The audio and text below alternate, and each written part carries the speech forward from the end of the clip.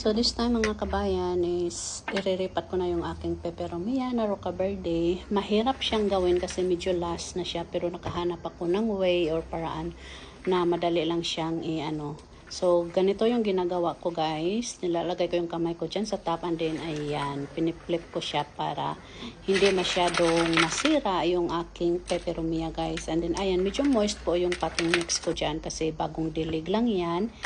And inaalisan ko siya ng kunting potting mix dito sa area ng yung sa may bottom area kasi buo natin siyang nakuha guys. Ayan, para hindi po siya lalampas doon sa bago kong pot na paglalagyan sa kanya. So hindi ko siya gagalawin, yung mga roots is ganun lang yung ginagawa ko guys. And then this time is ipapatong ko siya dyan sa ating pot na mayroong potting mix na kalahati lang yung nilagay ko, and then after that is ihahang ko siya para